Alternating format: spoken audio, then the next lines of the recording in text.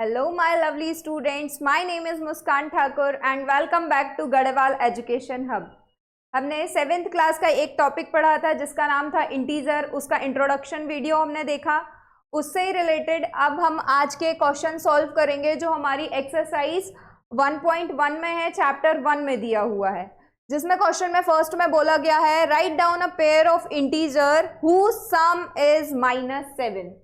तो इसको निकालने के लिए हम सबसे पहले क्या करेंगे, जो क्वेश्चन में बोला है कि हमें क्या निकालना है, इंटीजर्स का सम फाइंड करना है और सम में रिजल्ट क्या आना चाहिए, -7 आना चाहिए.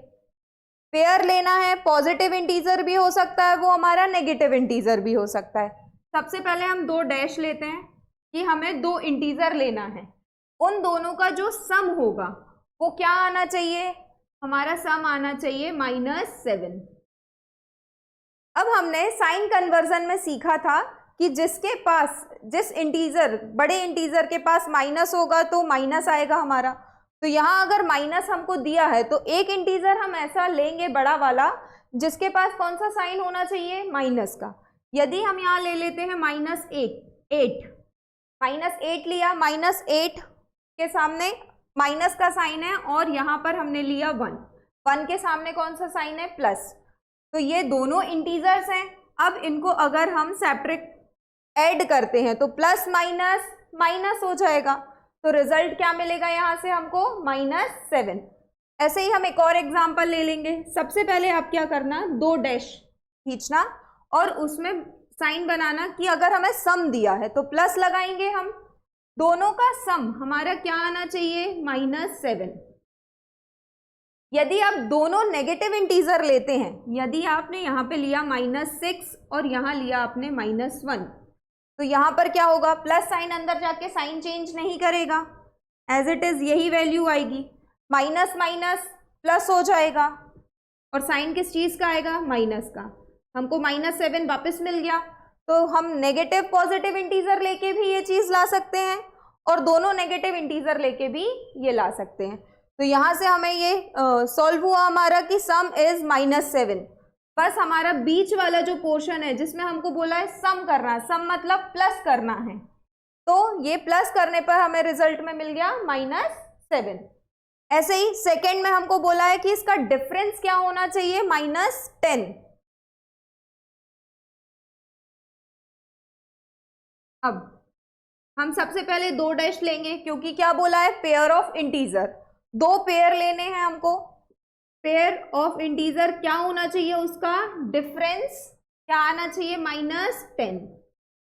अब -10 लाने के लिए हम यहाँ पर क्या कर सकते हैं, अगर बीच में माइनस है मतलब यही आप कोई भी इंटीजर लोगे तो वो उसका साइन चेंज करेगा. आपने यहाँ ले लिया -5 और +5, ठीक. -5 और +5 आपने लिया तो दोनों के सामने कौन सा साइन हो गया, दोनों के सामने माइनस हो गया. माइनस माइनस क्या होगा, प्लस हो जाएगा. प्लस होके क्या वैल्यू आ जाएगी, 10. अब लेकिन दोनों के सामने माइनस है तो साइन कौन सा आएगा, माइनस का आएगा. यहाँ से हमको ये मिल गया -10. अब इसमें अगर हम ले लें +15, 2 इंटीजर हमें ऐसे लेने हैं जिनका सम हमारा क्या आना चाहिए, -10. एक हमने इंटीजर लिया अपना 15 और दूसरा हम ले लेते हैं 5, ठीक. अब यहाँ देखो, यहाँ से हमें -10 मिलेगा क्या, नहीं मिलेगा. क्यों, क्योंकि यहाँ पर क्या है, यहाँ पे 10 वैल्यू तो आ जाएगी लेकिन -10 मिलेगा नहीं, क्योंकि छोटे वाले के पास क्या है, माइनस साइन है. किसके पास है, छोटे नंबर के पास है. तो यहाँ से हमको माइनस नहीं मिलेगी वैल्यू.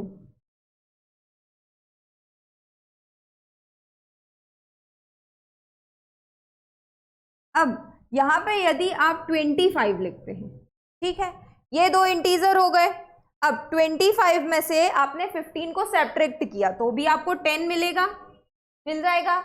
दोनों पॉजिटिव इंटीजर लिए हैं, बीच में उसका डिफरेंस लिया हुआ है. पॉजिटिव इंटीजर लिए, डिफरेंस लिया. अब यहाँ बताओ साइन किसका आएगा, माइनस का, क्योंकि बड़े वाले के पास क्या है, माइनस है. तो ये वैल्यू यहाँ से भी आ जाएगी. तो आप इससे भी इसको सॉल्व कर सकते हैं कि डिफरेंस -10 दोनों नेगेटिव पॉजिटिव लेने से भी हो सकता है और दोनों पॉजिटिव इंटीजर लेने से भी हमको -10 वैल्यू मिल जाएगी। नोट कर लीजिए इसको। अब इसके बाद हमारे पास नेक्स्ट में बोला गया है सम इज 0। इसका सम क्या होना चाहिए? 0। सबसे पहले जो हमको बोला जाता है, हम पहले वैसा फॉर्मेट सेट करेंगे। हमें पेयर लेने हैं तो हमने 2 डैश लिया, दोनों का क्या चाहिए? हमें सम चाहिए, और सम क्या आना चाहिए? 0 आना चाहिए। तो हम ये जानते हैं कि यदि हम पॉजिटिव इंटीजर लें और एक नेगेटिव इंटीजर लें तो सेम इंटीजर नंबर लें। जैसे हमने पॉजिटिव इंटीजर लिया 2 और नेगेटिव इंटीजर लिया 2, तो प्लस माइनस माइनस होगा, 2 में से 2 चला जाएगा, क्या बचेगा? 0 आ जाएगा हमारे पास। मतलब आप सेम इंटीजर लीजिए और उसका साइन चेंज कर दीजिए तो आपको रिजल्ट क्या मिल जाएगा? 0। ये देखिए, एक पॉजिटिव इंटीजर लिया हमने 3 और एक नेगेटिव इंटीजर लिया हमने 3, -3। ठीक, अब इन दोनों को अगर हम ऐड करेंगे तो 3 - 3, तो 3 से 3 कैंसिल, क्या आंसर आएगा? 0।